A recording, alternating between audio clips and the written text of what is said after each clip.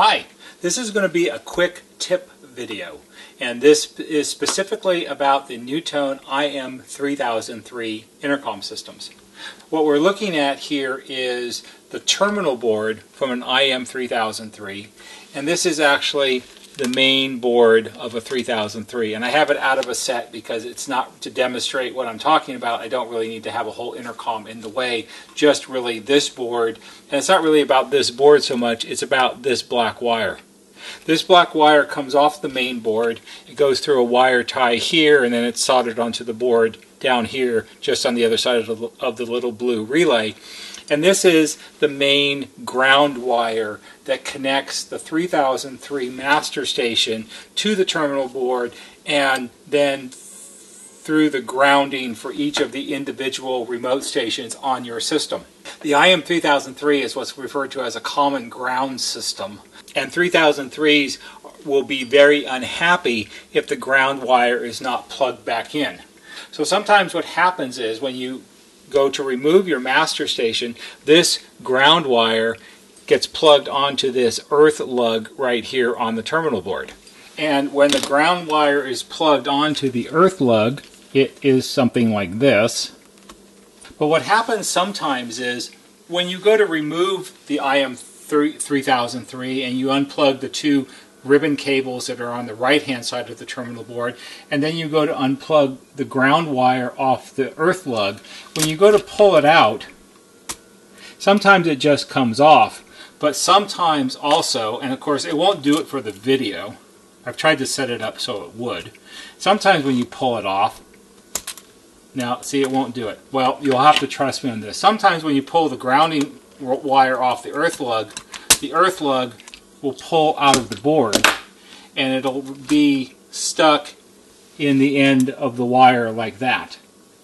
And lots of times when this happens, people don't even know that it's happened. We'll get sets in and I'll unbox them and put them in their work tubs to be put in order to be worked on, and when I look at this, it's like, oh no, they pulled the earth lug off the terminal board and this is bad. Well, it's bad in a way. It's not horrible bad, but it's bad enough. So the earth lug goes through the little hole right there, and it's soldered on the other side of the board. So if you were to take this and just plug this back in like this, put the earth lug back in the hole like that, it may stay there, but it's not really fully connected on the other side of the board. It needs to be soldered. And if you don't have a good connection, your intercom may not work properly at all, or it may work intermittently and have problems occasionally as the loose connection becomes loose and connected and loose and connected. So what do you do about this? For me, it's not that difficult to do. If I'm at someone's house, you take the 4 screws that hold the terminal board to the back of the wall housing, and you would flip it over, and you'd go out to the truck and get your soldering iron, and you would touch up the solder joint, then you put it all back and you're all done. So today I'm going to show you how you can do a workaround to solve this sort of problem. So now we're looking at the back of the IM3003 terminal board, and here's our area where the ground earth lug comes through the front of the board, and you can see this shiny pad around it. This is where it was soldered previously, and then there are all of these green paths that come off of it. They go up around this way and go to different connections for the remote speakers, and they go down here for the bottom row, and so on and so on. Some of them go over here to other connections. And one of the places it goes, if you follow it from the shiny point, if you follow it up this way, it goes up to this big lumpy solder area right here on this square part, green part of the board. And if we flip that over, on the front of the board there's this metal lug right here, and next to it says earth. And earth here and earth here are actually the same earth because they're connected through the copper trace on the back of the board. So here's the back of the lug, and it goes down here and it ties into all these other ones, and it goes to the spot where the grounding lug is located.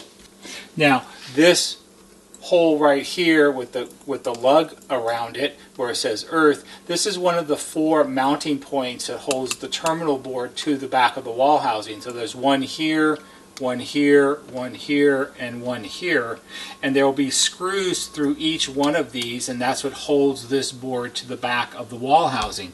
So what you can do if your grounding lug is missing or it's pulled out and you can't resolder it and there's no place to hook the ground wire here, what you can do is you can take your ground wire here. This is a sample one. I'm not going to cut the end off of a really good one. And what you need to do is you need to cut off the little lug connector here, because that's a plug-on connector is not going to work here because it has to go under a screw. So what you're going to do is you're going to take your wire, and we'll pretend that there's a ground connector on the end of this, and we're going to snip it off. And then we're going to strip the wire back about 3/4 of an inch or so, like that. And we'll just twist it together so all the strands are tight.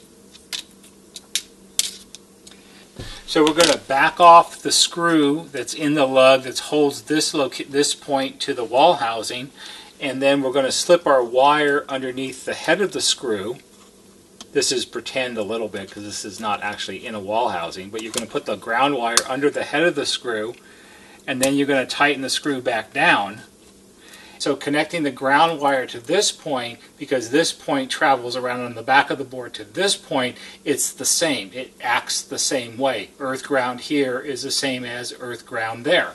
And this is an easy little trick that you can do if you're reinstalling your IM3003 and your earth lug came off the terminal board and you cannot solder it back on. You can simply put it underneath the screw right there. The other way you can do this if you want to is you can take the ground wire from the IM3003 that you've stripped the end off of, and you can use a little spade connector like this, and you can put the wire in the spade connector and then crimp it closed like that. And then you can put the spade connector under the screw if you're more comfortable or you would rather do it that way. This works fine also. This is, in some respects, a better way to do it, but it's absolutely not essential that you do it this way. If you don't have any spade connectors, it's not really a big deal. You can simply strip the wire back and put it under the screw. So that's sort of a little tip on how you can deal with the missing ground lug problem on the terminal board of an IM3003. I hope you found this interesting and helpful. If you did, please give it a thumbs up on YouTube. If you like our videos and you learn things from them, please subscribe to our YouTube channel. There'll be a little banner right here that shows you how to do that. That's all for today. See you on the next video.